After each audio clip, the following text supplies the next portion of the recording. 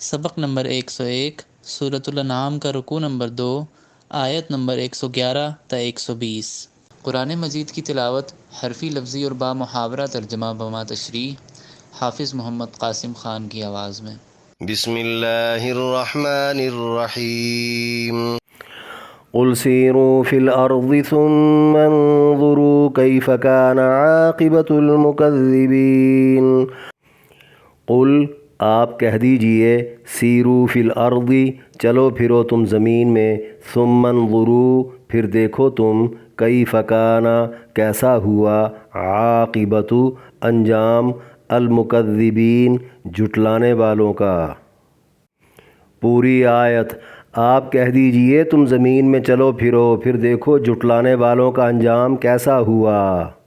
قل لمن ما فی السماوات والارض قل للہ کتب علی نفسہ الرحمہ لَيَجْمَعَنَّكُمْ إِلَى يَوْمِ الْقِيَامَةِ لَا رَيْبَ فِيهِ الَّذِينَ خَسِرُوا أَنفُسَهُمْ فَهُمْ لَا يُؤْمِنُونَ۔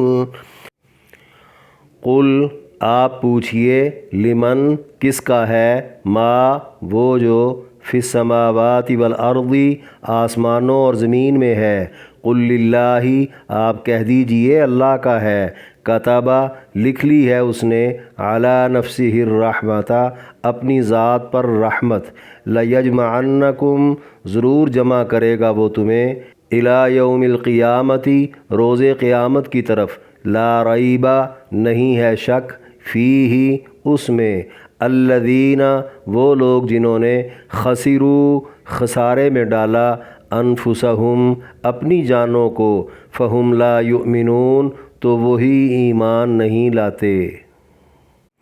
پوری آیت۔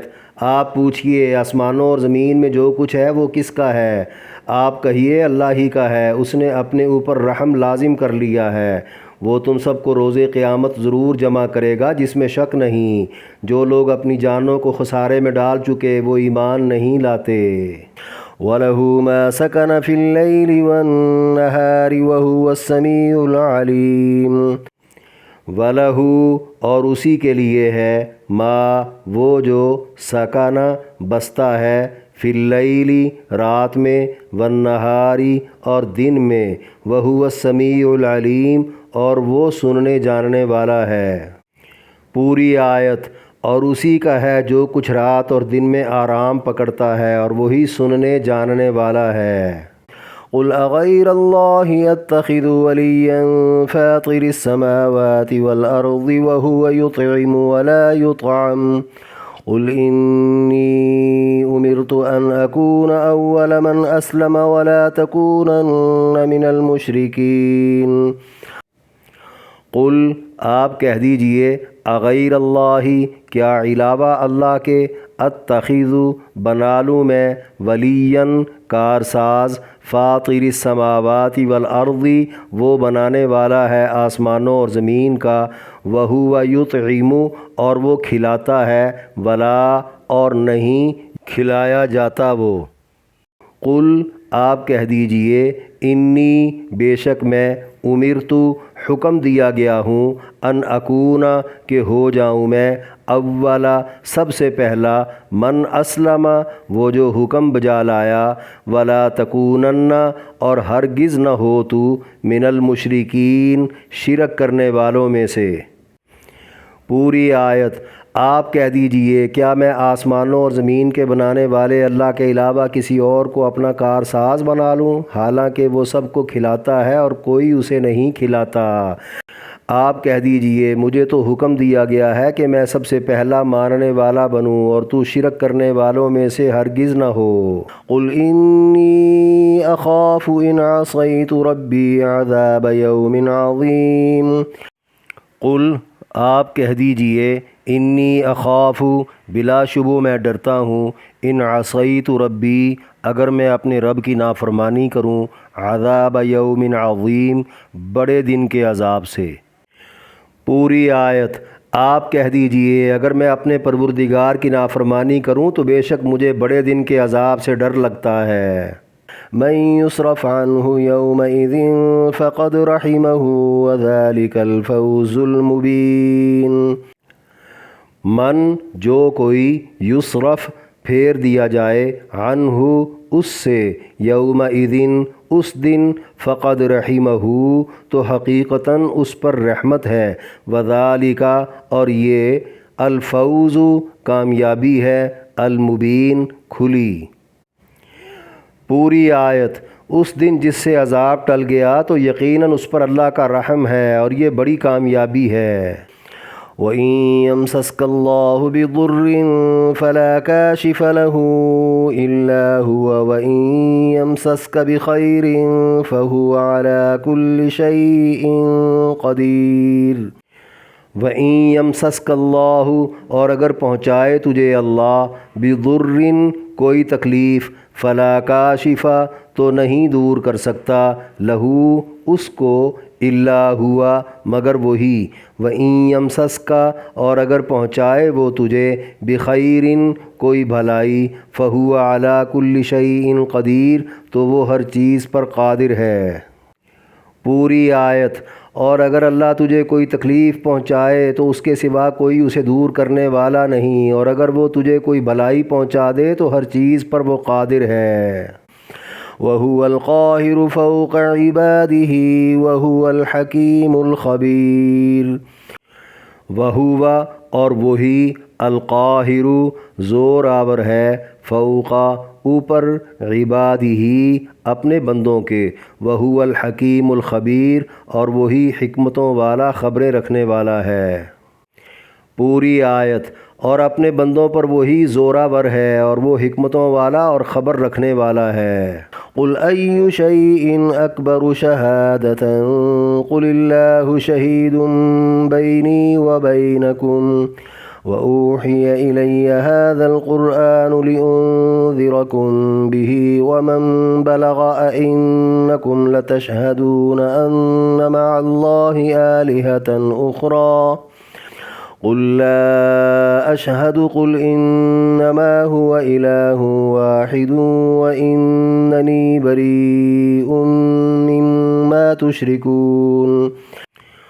قل آپ کہہ دیجئے ایو کون سی شیئن چیز اکبرو سب سے بڑی ہے شہادتاً گواہی کی قل اللہ آپ کہہ دیجئے اللہ شہید گواہ ہے بینی میرے درمیان و بینکم اور تمہارے درمیان و اوحی اور وحی کیا گیا ہے الیہ میری طرف ھذا القرآن یہ قرآن لانذرکم تاکہ میں ڈراؤں تمہیں بہی اس کے ساتھ ومن اور وہ جس کو بلغا پہنچا وہ یعنی قرآن اِنکم کیا تم واقعی لتشہدون گواہی دو گے ان یہ کہ مع اللہ اللہ کے ساتھ آلہتاً معبود ہیں اخری دوسرے قل آپ کہہ دیجئے لا اشہد نہیں گواہی دوں گا میں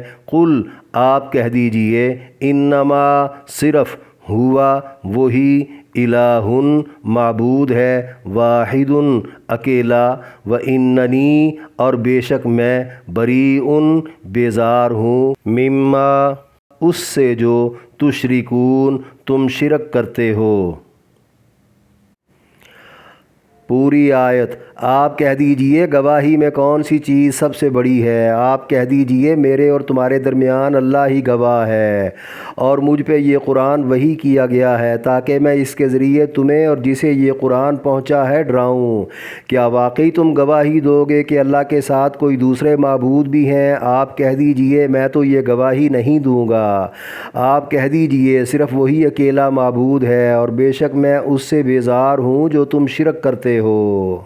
الذين آتيناهم الكتاب يعرفونه كما يعرفون أبناءهم الذين خسروا أنفسهم فهم لا يؤمنون۔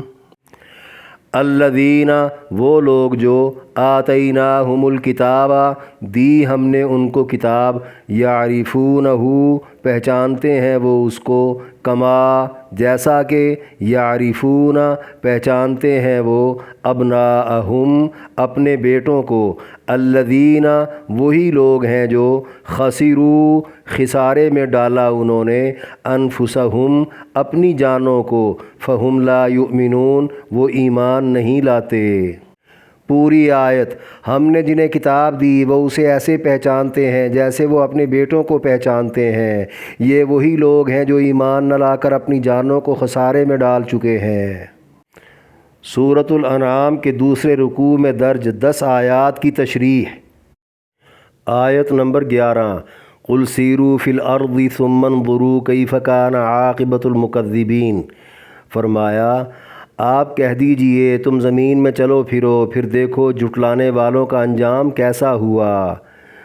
یعنی نبیوں کو جھٹلانے کی وجہ سے تباہ و برباد ہونے والی قوموں کی اجڑی بستیوں کا معائنہ کرنے سے یا ان کی دردناک تاریخ کا مطالعہ کرنے سے ہی پتہ چل جائے گا صحیح اور غلط راہ کون سی ہے، نیز غلط راہ پر چلنے والوں کا انجام کیا ہے۔ بقول مفسرین، عرب کے تجارتی قافلے جو ان تباہ شدہ بستیوں پر گزرا کرتے تھے انہیں ان کھنڈرات کو دیکھ کر عبرت پکڑنے کی دعوت دی جا رہی ہے۔ مختلف اغراض کے لیے ملکوں کے سفر و اسفار تو معمول کی بات ہے جس میں حرج بھی کوئی نہیں، البتہ عبرت کی غرض سے معذب قوموں کے انجام کو دیکھنے پڑھنے کی سعی کرنا وجوب کے درجے میں ہے تاکہ دلوں میں رقت طاری ہو جائے۔ بقول امام راضی علیہ الرحمہ یہاں لفظ ثم انظروا لا کر مقامات عبرت کے مشاہدے کے ساتھ ساتھ ہر جائز قسم کے سفر کی گنجائش بھی پیدا کر دی، اور دوسری جگہ لفظ فانظروا لا کر صرف عبرتی مقامات کے مشاہدے اور جغرافیائی اور تاریخی اوراق کے مطالعے کے لیے سفر اور سعی کرنے کا اشارہ دے دیا جو کہ عبادت بن جائے گا۔ آیت نمبر 12 قُلْ لِمَن مَّا فِی السَّمَاوَاتِ سے فَهُمْ لَا يُؤْمِنُونَ تک، فرمایا آپ پوچھئے آسمانوں اور زمین میں جو کچھ ہے وہ کس کا ہے؟ آپ کہیے اللہ ہی کا ہے، اس نے اپنے اوپر رحم لازم کر لیا ہے، وہ تم سب کو روز قیامت ضرور جمع کرے گا جس میں شک نہیں۔ جو لوگ اپنی جانوں کو خسارے میں ڈال چکے وہ ایمان نہیں لاتے۔ یعنی مشرکوں سے سوال کر کے جواب بھی آپ علیہ السلام کو ہی دینے کا کہا گیا، کیونکہ کوئی کتنا ہی بدعقیدہ کیوں نہ ہو اس حقیقت سے انکار کر ہی نہیں سکتا کہ اکیلا اللہ ہی ساری کائنات کا مالک ہے۔ مالک و مختار ہونے کے باوجود بدعقیدہ و بدکردار لوگوں پر اپنی کائنات اس لیے تنگ نہیں کرتا کہ اس نے خود ہی اپنے اوپر رحم کو واجب کر لیا ہے اور رحم کا در کھلا رکھا ہے تاکہ دنیاوی نعمتوں سے ہر کوئی مستفید ہوتا رہے، اور یہ بھی کہ کوئی مجرم عمر کے کسی بھی حصے میں پلٹنا چاہے تو اسے اپنے سابقہ جرائم پر مایوسی نہ ہونے لگے۔ چھوٹی موٹی تکلیفیں مصیبتیں جو اللہ کی طرف سے آتی ہیں ان میں بھی اللہ کا رحم غالب ہوتا ہے، جبھی تو انسان ان سے بہت کچھ سیکھ بھی لیتا ہے اور سمجھ بھی جاتا ہے۔ البتہ جیتے جی اگر مجرم اپنے جرائم سے توبہ نہیں کرتا تو اس کے عتاب و عذاب کا فیصلہ قیامت کے یقینی اجتماع میں کیا جائے گا، کیونکہ اس نے دانستہ طور پر ایمان نہ لا کر اپنا نقصان خود ہی کر لیا ہوگا۔ آیت نمبر 13 وَلَهُ مَا سَكَنَ فِي اللَّيْلِ وَالنَّهَارِ وَهُوَ السَّمِيعُ الْعَلِيمُ، فرمایا اور اسی کا ہے جو کچھ رات اور دن میں آرام پکڑتا ہے اور وہی سننے جاننے والا ہے۔ یعنی کائنات میں موجود تمام اشیاء خواہ و رات میں یا دن میں سکون لیتی یا حرکت کرتی ہوں سب اللہ کی ملکیت ہیں اور اسی کے تابع فرمان ہے۔ سکون اور حرکت دونوں ایک دوسرے کی ضد ہیں، ایک کے ذکر سے دوسری خود بخود سمجھ آ جاتی ہے۔ بعض مفسرین کے بقول یہاں حرکت کی ضد والا سکون مراد نہیں بلکہ ہر چیز کی حرکت کا اپنے محل اور مدار تک محدود رہنا مراد ہے، اس مفہوم میں حرکت بھی شامل ہو گئی۔ غرض کائنات میں اللہ کے علاوہ کوئی کسی چیز کا مالک و مختار نہیں۔ جو لوگ اوروں کی ملکیت ثابت کرنے کی کوشش کریں اللہ ان کے اقوال کو سننے والا اور ان کے اعمال کو جاننے والا ہے۔ آیت نمبر 14 قُلْ أَغَيْرَ اللَّهِ أَتَّخِذُ وَلِيًّا سے وَلَا تَكُونَنَّ مِنَ الْمُشْرِكِينَ تک، فرمایا آپ کہہ دیجئے کیا میں آسمانوں اور زمین کے بنانے والے اللہ کے علاوہ کسی اور کو اپنا کارساز بنا لوں، حالانکہ وہ سب کو کھلاتا ہے اور کوئی اسے نہیں کھلاتا۔ آپ کہہ دیجئے مجھے تو حکم دیا گیا ہے کہ میں سب سے پہلا ماننے والا بنوں اور تو شرک کرنے والوں میں سے ہرگز نہ ہو۔ یعنی بغیر کسی مادے اور روح کے ابتدا ہی سے آسمانوں اور زمین کو بنانے والے اللہ کے علاوہ کسی اور کو ہرگز کارساز و مددگار نہیں بنایا جا سکتا۔ بمطابق حدیث، نبی علیہ السلام کو جب آپ کی مشرک برادری نے اپنے باپ دادا کے دین کی طرف پلٹنے کا مشورہ دیا تو اللہ نے نہ صرف ان کی یہ امید توڑ دی بلکہ عقلی دلیل بھی دے دی کہ جو سب کی ضروریات زندگی مہیا کرنے اور پوری کرنے والا، خود ہر طرح کی مجبوری اور محتاجی سے بے نیاز ہو، وہی سب کا معبود برحق ہے۔ اول درجے میں جس کے آگے سر تسلیم خم کر لینا اور ہر طرح کے شرک اور مشرکین سے دور رہنا بحکم خدا نبی علیہ السلام کی ذمہ داری ہے۔ آیت نمبر 15، قل انی اخاف ان عصیت ربی عذاب یوم عظیم۔ فرمایا آپ کہہ دیجئے اگر میں اپنے پروردگار کی نافرمانی کروں تو بے شک مجھے بڑے دن کے عذاب سے ڈر لگتا ہے۔ یعنی اللہ نے بزبان پیغمبر ساری امت کو یہ بات سنا دی کہ کفر و شرک کی معافی خواص کے لیے ہے، نہ ہی عوام کے لیے۔ خود جب امام الانبیاء اس قدر محتاط ہیں تو پھر عام مسلمان قیامت کے عذاب سے بے خوف کیسے ہو سکتے ہیں؟ آیت نمبر 16، من یصرف عنہ یومئذ فقد رحمہ وذلک الفوز المبین۔ فرمایا اس دن جس سے عذاب ٹل گیا تو یقیناً اس پر اللہ کا رحم ہے اور یہ بڑی کامیابی ہے۔ یعنی قیامت کے دن کسی سے بھی عذاب کا ٹل جانا اللہ کی رحمت کے سبب سے ہی ہوگا اور یہی بہت بڑی کامیابی ہوگی، ورنہ اللہ پر کسی کا بھی واجب الادا حق نہیں۔ حضرت عائشہ رضی اللہ عنہا نے نبی علیہ السلام سے پوچھا کیا کوئی بھی اللہ کی رحمت کے بغیر جنت میں نہیں جا پائے گا؟ آپ نے 3 مرتبہ فرمایا ہاں، کوئی بھی اللہ کی رحمت کے بغیر جنت میں نہیں جا پائے گا۔ حضرت عائشہ کہتی ہیں یا رسول اللہ صلی اللہ علیہ وسلم کیا آپ بھی؟ فرمایا ہاں میں بھی، یہاں تک کہ اللہ مجھے اپنی رحمت سے ڈھانپ لے گا۔ احادیث سے یہ مفہوم بھی ملتا ہے اللہ کی رحمت مومن کے نیک اعمال پر ہی ہوگی۔ آیت نمبر 17، وَإِن يَمْسَسْكَ اللَّهُ بِضُرٍّ سے فَهُوَ عَلَى كُلِّ شَيْءٍ قدیر تک۔ فرمایا اور اگر اللہ تجھے کوئی تکلیف پہنچائے تو اس کے سوا کوئی اسے دور کرنے والا نہیں، اور اگر وہ تجھے کوئی بھلائی پہنچا دے تو ہر چیز پر وہ قادر ہے۔ یعنی انسانوں سمیت کل مخلوقات کے نفع نقصان پر قادر صرف اللہ ہے۔ دوائی، دعا اور دم کی طرح دیگر ہر قسم کی اعانت جو ہر کوئی ایک دوسرے کی کرتا ہے، بظاہر جس سے تکلیفیں دور ہو جاتی اور راحتیں میسر آ جاتی ہیں، وہ اسباب اور تدابیر کے درجے میں ہے جنہیں اختیار کرنے کا حکم ہے۔ اسباب و تدابیر کے راستے بھی اللہ بناتا ہے، کبھی تو تدبیر اللہ کی منشا کے موافق ہو جاتی ہے اور کبھی نہیں بھی ہوتی۔ بایمانہ مختار کل صرف اللہ ہے، لہذا ہر مشکل میں اور ہر مقصد میں توکل علی اللہ اور رجوع الی اللہ ہی بنیادی عقیدہ ہے، جو اس آیت میں اور دیگر کئی آیات میں بیان ہوا۔ آیت نمبر 18، وَهُوَ الْقَاهِرُ فَوْقَ عِبَادِهِ وَهُوَ الْحَكِيمُ الْخَبِيرُ۔ فرمایا اور اپنے بندوں پر وہی زور آور ہے اور وہ حکمتوں والا اور خبر رکھنے والا ہے۔ یعنی قوت و قدرت میں اور حکمت و مصلحت میں اللہ اپنے بندوں پر غالب ہے، کوئی اس کے فیصلوں کو توڑنے والا نہیں اور کوئی اپنے ارادوں کو اس کی مشیت کے بغیر پایۂ تکمیل تک پہنچانے والا نہیں۔ وہ جس کو جس حال پر بھی رکھے اس کی حکمت کے عین مطابق ہے، کیونکہ اس کی خبر گیری کی وسعتوں سے کوئی باہر نہیں۔ آیت نمبر 19، قل ای شیء اکبر شہادۃ سے واننی بریء مما تشرکون تک۔ فرمایا آپ کہہ دیجئے گواہی میں کون سی چیز سب سے بڑی ہے؟ آپ کہہ دیجئے میرے اور تمہارے درمیان اللہ ہی گواہ ہے، اور مجھ پر یہ قرآن وحی کیا گیا ہے تاکہ میں اس کے ذریعے تمہیں اور جسے یہ قرآن پہنچا ہے ڈراؤں۔ کیا واقعی تم گواہی دو گے کہ اللہ کے ساتھ کوئی دوسرے معبود بھی ہیں؟ آپ کہہ دیجئے میں تو یہ گواہی نہیں دوں گا۔ آپ کہہ دیجئے صرف وہی اکیلا معبود ہے اور بے شک میں اس سے بیزار ہوں جو تم شرک کرتے ہو۔ یعنی گواہی کے لیے نبوت محمدی سے بڑی کوئی چیز نہیں، یا پھر نبوت محمدی کا خدا تعالیٰ سے بڑا کوئی گواہ نہیں۔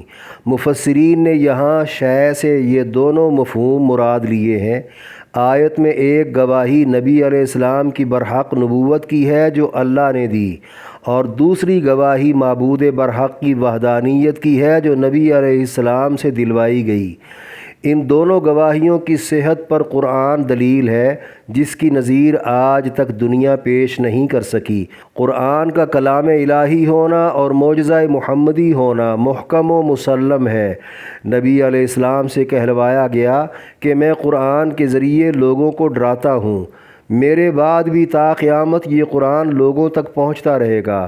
جس کو قرآن سمجھ آتا گیا میری طرح وہ بھی عقیدہ توحید پر پہرا دیتا اور شرک سے نفرت کرتا رہے گا۔ بقول مفسرین، مقبول ایمان کے لیے توحید کے اقرار کے ساتھ شرک سے انکار بھی ضروری ہے۔ متعدد روایات میں ہے، نبی علیہ السلام نے فرمایا، جس تک قرآن کی ایک آیت بھی پہنچ گئی اس تک اللہ کا ایک حکم پہنچ گیا، خواہ وہ اس پر عمل کرے یا نہ کرے۔ اور فرمایا، قرآن کو آگے پہنچاؤ چاہے ایک آیت ہی کیوں نہ ہو۔ بحوالہ تفسیر در منصور ایک روایت میں ہے، جس نے قرآن کے مفہوم کو سمجھ لیا وہ ایسے ہے جیسے اس نے نبی علیہ السلام کا دیدار بھی کر لیا اور ہم کلامی کا شرف بھی حاصل کر لیا۔ بروایت حضرت ابن عباس رضی اللہ عنہ، نبی علیہ السلام نے فرمایا، جس کو قرآن پہنچ گیا گویا میں نے بالمشافہ اس تک حق کا پیغام پہنچا دیا۔ آیت نمبر 20، الذین آتیناہم الکتاب سے فہم لا یؤمنون تک۔ فرمایا، ہم نے جنہیں کتاب دی وہ اسے ایسے پہچانتے ہیں جیسے وہ اپنے بیٹوں کو پہچانتے ہیں۔ یہ وہی لوگ ہیں جو ایمان نہ لا کر اپنی جانوں کو خسارے میں ڈال چکے ہیں، یعنی بشمول یہود و نصارہ کے تمام اہل عرب۔ سابقہ انبیاء کی تعلیمات اور ان کی کتابوں میں درج حوالہ جات اور پیغمبرانہ معجزات اور دیگر نشانیوں کے عین مطابق نبی علیہ السلام کا برحق نبی ہونا اچھی طرح جانتے ہیں، جیسے ہزاروں لاکھوں کی بھیڑ میں بندہ اپنی اولاد کو پہچان لیتا ہے۔ پھر بھی ایمان نہ لانے میں ضد اور حسد، حب جاہ و مال، تقلید آباء و اجداد اور غرور جیسی بیماریاں ہی رکاوٹ رہیں، جن کے سبب وہ ابدی خسارے میں مبتلا ہو گئے۔ یہ ایسی موذی بیماریاں ہیں جو قبولیت حق سے انسانوں کو ہمیشہ محروم رکھتی ہیں۔